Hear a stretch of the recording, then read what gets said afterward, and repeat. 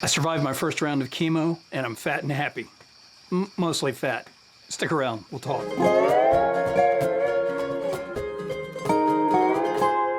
Hey everybody, welcome back to another episode of Chemo and Cocktails. I'm your host, Wayne. You may know me from that dream where you show up for the Latin 102 final and you realize you hadn't been to class all semester. Except for me, that wasn't a dream. I actually did that. Worst grade of my life. Anyway. It's been an eventful week. We're going to talk about some interesting things. We're going to make an interesting drink because I've got some new limitations on the drinks I'm making for the next several weeks, but we'll get into that in just a minute. First thing I want to talk about is we are going to try to bring live streaming to this channel. So there will be live stream episodes of Chemo and Cocktails coming up. I'm not sure when we're going to do the first one yet, but one of those coming up soon. We're going to try to tie in with a fundraiser for the Lymphoma and Leukemia Society. And during that one, you will get to bid on what the guy behind the camera there, my son Coop, and my wife, my daughter, what they get to do to my head in the process of shaving me bald, and everything goes. It's an everything off sale.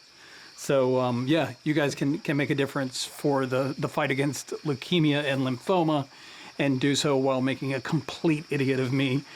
Look out for news on that coming up soon. All right, so let's talk about the week. First thing, I'm gonna cut a lemon while we talk. First thing is chemo. So that happened a week ago on yesterday. Today's Wednesday, so no, a week ago today.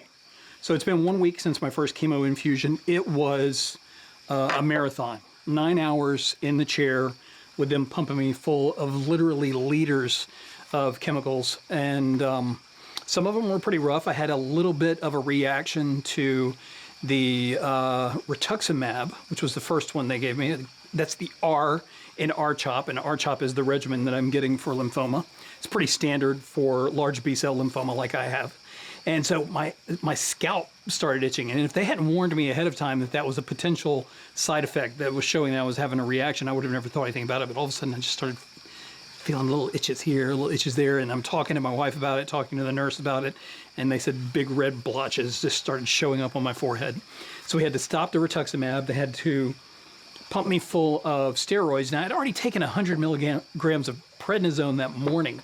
So they gave me even more steroids.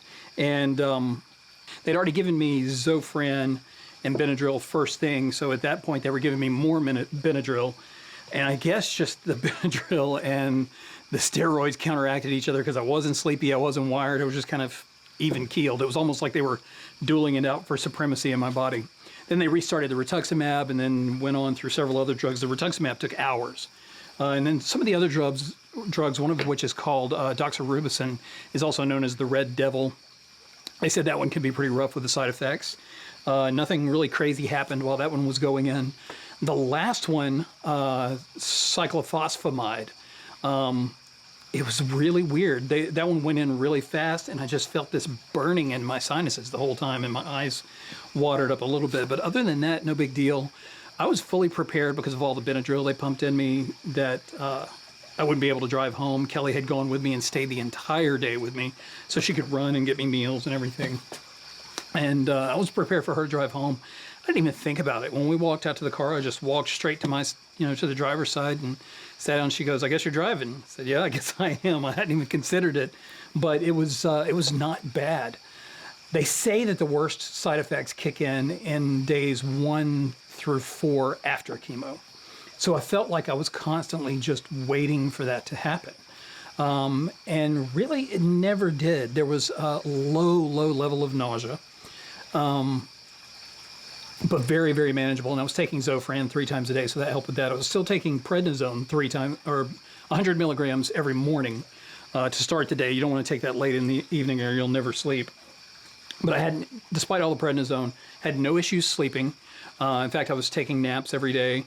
A couple of nights I would wake up at like 4:30 and I would have to come downstairs because I was just uncomfortable, and but I'd fall back to sleep on the sofa. So no big side effects with that. And then they warned about mouth sores. I started getting a little dry throat, and a couple of times I started feeling something coming on. I was able to head that off by just brushing frequently with a really soft toothbrush and gargling some Biotine, which kind of helps fight dry mouth and infection. Then with all the Zofran I was taking, there is the big side effect with it is constipation. So won't go into detail about that, but let's just say traffic is moving, albeit slowly. Leave it at that. Anyway, so all in all, the worst reaction is probably the fact that I had to give up coffee. Coffee was making me nauseous, so I switched to tea. So now I'm drinking chai tea every morning instead of coffee. Still getting my caffeine so I can head off any more of those vicious caffeine headaches. But that was it. That was the only real big side effect I've had. So now we're a week out, and this is the point at which my blood levels bottom out, and I have to be super careful about everything in terms of making sure that I don't get an infection. So that means I'm going to be pretty isolated. So it's, the worst of COVID all over again. But, as with COVID, I'll make some cocktails. So let's talk about that a little bit. Well, before we get into talking about the cocktails and what I can and can't do with them, let's talk about prednisone, because I took it for 5 days straight, 100 milligrams a day. It is known for making you excessively hungry, and I have been eating everything in sight. So any concern by the family that I was going to look all weak and emaciated by the end of this cancer fight has been completely alleviated, because I'm eating everything. It is completely insane. But that's one of the things I want to talk to you guys about in terms of the 5 things that I actually really like, 5 things that I love about having cancer. We're going to talk about that in just a minute, but first, here's your moment of non-inspiration.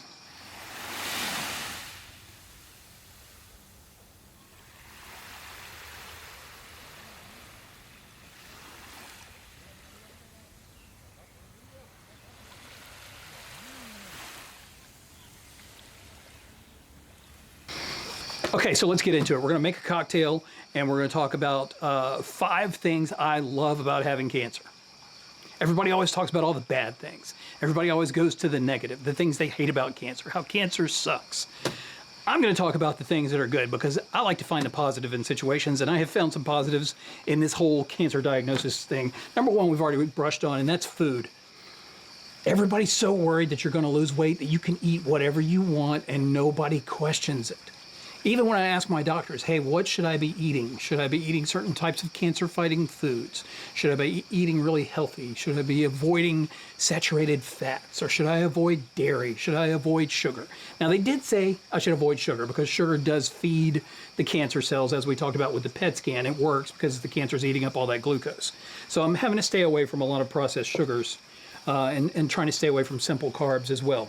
Other than that, they said, eat what your body tells you to eat. Eat what you feel like eating, because you don't want to get in a situation where you don't feel like eating. And I've got plenty of other friends right now who are going through cancer fights of their own with whether it's leukemia or breast cancer or something else. And they're having a much harder time with chemo and the reactions to it and their ability to eat than I am. Frankly, I feel a little bit guilty, because it has all been so easy up to this point. And there's probably some theological discussions we could get into there about why, for some people, it seems that grace has favored them in that way, and that God's grace allows them to weather it the way I'm weathering it. But that gets into whole big, deep issues that we're not ready for here. Anyway, so the 2 things that I am avoiding is sugar, like I said, and I have to avoid grapefruit, because I've read a good bit about how grapefruit is one of the few foods that is known to counteract certain drugs, and it can counteract certain chemo drugs. So a little tricky, because there's a lot of TIKI cocktails that call for grapefruit. So I'm having to be careful about the cocktails I make because of that. Also, trying to cut down on the sugar. So as we go forward with this and making our cocktails for the next several weeks while I'm on chemo, we're going to be looking for 3 factors. We're going to look for things that have low alcohol by volume, or just low overall alcohol content. And that's because my doctor said I can have alcohol, but they would prefer that I limit it, because it does have to be processed by your liver, as does the chemo. I'm also going to try not to do cocktails while those first 4 or 5 days where I'm really flushing all the chemo out of my system. The second thing I'm going to look for is ones that have either no syrups or only 1 syrup. Now, a lot of tiki drinks can get a little syrupy. They can mix several different sweetened syrups into it. I'm going to try to avoid those. Third thing, I'm going to look for cocktails that have a lot of citrus. Not grapefruit, but other citrus, because it's good for helping to boost my immunity. So with that in mind, I don't know if you've noticed, but on the previous episodes, I always bring up a little lower third that tells you what app these recipes come from. And it all comes from an app called Total TIKI. And it's by Jeff BEACHBUM Berry, who's the owner of Latitude 29 in New Orleans, and who is sort of a tiki cocktail archaeologist. He's really dug up cocktail recipes that had been lost to time, or seemingly had been, and just through meeting all these bartenders who had worked at all the great tiki bars over the years and looking through their personal notebooks and finding out what they remembered, he's been able to recreate so many seemingly lost tiki cocktails. So the one we're going to do today is called the Siboney. The Siboney is from Trader Vic's. It showed up in their 1974 book, Rum Cookery and Drinkery. I don't know how much sooner it originated in the Trader Vic's locations, but it meets all the requirements of what we need here. And so we're going to start this thing off with half an ounce of lemon juice. So getting the citrus in there, good for my immunity. So another thing that I think most people underestimate about cancer, besides the fact that you can eat whatever you want, is, this was silly, I almost hate to bring it up, lowered expectations. Nobody expects anything of you when you have cancer. Seriously. They don't expect you to get up and do anything. They don't expect you to be, energetic, or to exercise, or to achieve anything of any substance at all. At work, I'm constantly having to ask for work to do, and everybody's like, "Oh, are you sure? You sure you can handle it?" Because they just assume that once you've got cancer, man, everything shuts down. And so far, it's not the case for me. Could be at some point. But those lowered expectations can be a trap, though, because at some point you start lowering your expectations for yourself. You're like, I could cut the grass, but, I've got cancer. Somebody else will probably do it for me. I could get up and do the dishes, or I could go clean up the garage. I've got plenty of energy, but I don't know. I got cancer. I could just lay here on the sofa and watch TV all day. Yeah. Mix that with the food that we were talking about earlier. Big problem. It's a problem I'm fighting right now. All right, next up, we are going to need 1 ounce of dark Jamaican rum. I'm going to go with some Smith & Cross. You hear about Jamaican rums and how they have something called funk or hogo? Oh my gosh. It's because of the high ester count in Jamaican rums. It's very unique, and it's because of the distillation process and the, I forget what they call them. There's some kind of pits that they put this stuff in and just let it ferment for a while. And there can be, all sorts of things in there, rotten fruit and who knows what. But it gives Jamaican rums a distinct funkiness that other rums don't have. And man, if you want funk, Smith & Cross is the way to go, because it brings the funk. All right, let's also talk about playing the cancer card. This is another great thing. And it kind of ties into that lowered expectations thing, because you can lower those expectations. And I've tried playing the cancer card a few times, mostly with the family. I'm not very good at it because, frankly, they just don't have that much sympathy. It's just a fact. But it kind of goes like this. You're, say, on set of a production, and somebody's carrying a light, and it looks really heavy, and you're thinking, man, that person could use some help, and you go, man, I would love to help you with that, but, I've got cancer. So it works sometimes. I haven't tried to use it to get out of a speeding ticket yet, but I'm sure maybe I could. Like, I could say, oh, I'm sorry, officer, I've been in the chemotherapy chair for 9 hours being pumped full of chemicals, and I was just eager to get home. I'm sorry, I just wasn't paying attention. I bet it would work. I'm not going to try it, and I'm not a lawyer, so please don't try it based on my advice. All right, we need half an ounce of pineapple juice. I'm using Dole here. The reason for that, let me shake this up. I could use fresh, but number one, we've already established that I don't have a way to juice a pineapple. Secondly, I'm supposed to wash whatever fruits I use or vegetables, just to make sure that there's no E. coli or anything going on. And there's just no good way to wash a pineapple. So I think sticking with good old Dole is going to be the way to go for now. But another good thing is pineapple juice is really good for fighting nausea. So I'm not nauseous right now, but if I were, the pineapple juice would be helping me out. Okay, next up we need half an ounce of passion fruit syrup. So this is the one concession I'm making on the sugar, is a little bit of passion fruit syrup for this drink here. The next thing that I really love about having cancer, and this is probably the biggest one for me, naps. Naps are amazing. I've rediscovered the beauty of a good afternoon nap. And you can take a nap anytime you want. You can take a nap mid-morning after you've only been up for 2 hours. You can take one right after lunch just because your belly's full. You can take one right after you quit work for the day. You could take one at 7 o'clock at night or even 9:30 at night. It doesn't matter. Nobody questions it because you have cancer and they think you need the rest. A lot of times, yeah, I kind of do need the rest. I mean, I've noticed over the course of this whole summer, and I should have known that this was a symptom of the lymphoma, especially once the lymph nodes swelled up. I noticed that I was much more fatigued in the afternoons. My afternoon doldrums were getting significantly worse as the summer went on. And I would find that I had to take some naps just to get through the day sometimes. But now, I'd say half the naps I take just because I want to. I admit it. I'm not even ashamed of it. Take the naps. Life is only so long. Enjoy a little bit of good sleep while you get the chance. And I'm sleeping great at night, too. That's the other thing. I usually get up at like 6:30, 6:45 in the morning, some days earlier, just because I wake up and my mind is going like crazy. Now I'm constantly pushing that past 7, close to 7:30. And I could go into bed at, last night, I think I slept on the sofa for 2 hours before I went to bed at 10:30. Didn't get up till 7. It's just insane. I'm sleeping a lot, and I don't even apologize for it. I'm all for it. The final thing that you get from a cancer diagnosis, and this one is not joking, this is actually very serious, and that's perspective. You start to look at your life in a different way because, you know, you are faced with your own mortality in a way, and you have to look at your life and consider whether you're spending it the way you want to or not. I mean, you know, hey, one of the first things I wanted to do as soon as I got the diagnosis was start this show so that I could share with people, you know, what I'm going through, because I just felt like maybe I'm not giving enough of myself to others. And I hope that this is what I'm doing, is giving of myself. Just put in a little bit of crushed ice, going to shake this guy up really well.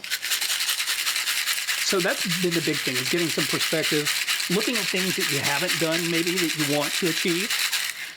In my case, one thing that I know for sure that I want to have happen sooner rather than later is, and it's such a small thing, is taking a cross-country road trip with my family. We've never done that. But now I know that's something I definitely want to do as soon as I possibly can. And then I've got other creative goals that I want to pursue. All right, I'm going to show you guys a picture of this. This is how they would serve the Siboney at Trader Vic's. This is a vintage photo from the 60s or 70s. You notice it's in a little martini glass that has like some little tikis and things going on there. So this is what they would serve it in at Trader Vic's. I don't think this is still on their menu, but it would be great if we had a little martini glass like this for this. Oh, we do. This is one that they sell these at Trader Vic's. Kelly and the kids got this for me. Was it for my birthday? I think so. Yeah, I think it was for my birthday. So yeah, we're gonna serve it in the actual glass. So you're gonna strain this. You don't want to get the ice in there. We're just going for the liquid. That is a pretty drink. Look at that guy. Wow. Okay, never made one of these before, so here we go. First sip. See what we think.